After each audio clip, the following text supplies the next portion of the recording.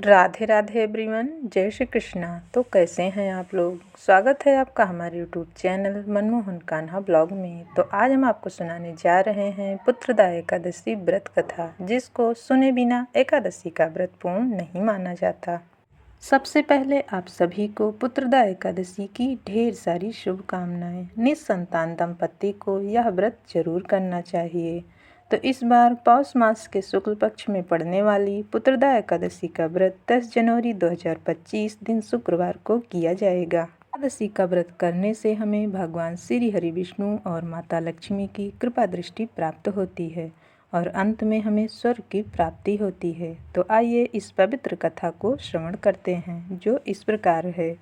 एक बार युधिष्ठिर महाराज ने भगवान श्री कृष्ण से कहा, भगवान आप मुझे पुत्रदा एकादशी की कथा सुनाइए। तब भगवान श्री कृष्ण ने कहा, अब मैं आपको पुत्रदा एकादशी की कथा सुनाता हूँ। तुम इसे ध्यान पूर्वक सुनो। भद्रावती नाम का एक राज्य था, जिस पर सुकेतु नाम का राजा राज्य करता था। राजा सुकेतु की जो धर्मपत्नी थी, उनका नाम सैब्या था, लेकिन उनकी संतान न होने के कारण राजा और रानी बहुत दुखी रहते थे।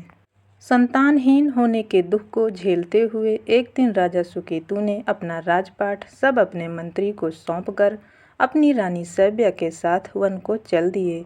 राजा रानी ने आत्महत्या करने का मन बना लिया था और घने जंगल की ओर जाते गए। राजा रानी मन में आत्महत्या करने की सोच ही रहे थे, तब राजा ने कहा, आत्महत्या करना महापाप है। आत्महत्या करना हमें शोभा नहीं देता। यह सब बातें हो ही रही थी, तभी उन्हें वेद पाठ और मंत्रों की ध्वनि सुनाई दी और वे दोनों उसी ध्वनि की ओर चलते गए। वहां पहुंचकर उन्होंने देखा कि एक सरोवर के निकट बहुत से ऋषि मुनि वेद पाठ और मंत्रों का उच्चार कर रहे थे।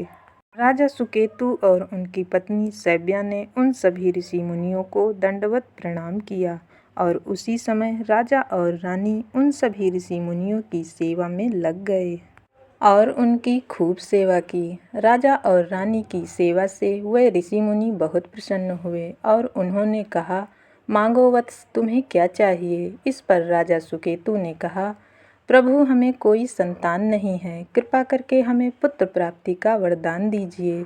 तब उन ऋषि मुनियों ने कहा, राजा रानी आप दोनों लोग पौष मास की पुत्रदा एकादशी का व्रत विधि विधान के साथ करो, इससे तुम्हें संतान की प्राप्ति जरूर होगी। यह सब सुनकर राजा और रानी अपनी नगरी भद्रावती आ गए और कुछ दिन बाद पौष मास की पुत्रदा एकादशी आ गई।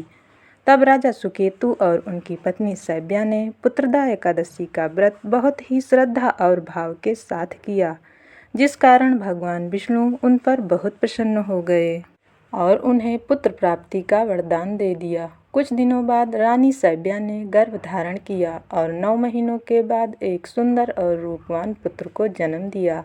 तब राजा और रानी तेजस्वी पुत्र को पाकर धन्य हो गए। इसलिए कहा जाता है, जो भी मनुष्य भगवान श्री हरि विष्णु की पूजा और पुत्रदा एकादशी का व्रत सच्चे मन से करता है, उसकी सभी मनोकामनाएं पूर्ण होती हैं और उसे एक तेजस्वी पुत्र की प्राप्ति होती है। इसलिए संतानहीन दंपतियों को यह व्रत जरूर करना चाहिए। हे भगवान श्री हरि विष्णु और माता लक्ष्मी, जैसे आपने राजा और रानी की मनोकामना पूरी की, वैसे ही हम सब भक्तों की सभी मनोकामनाओं को पूर्ण करना। इसी कामना के साथ इस वीडियो को यहीं पर समाप्त करते हैं। अगर यह कथा आपको सुनने में अच्छी लगी हो तो प्लीज़ वीडियो को एक लाइक कर देना और ऐसी ही धार्मिक कथाओं को सुनने के लिए हमारे चैनल को सब्सक्राइब कर लेना।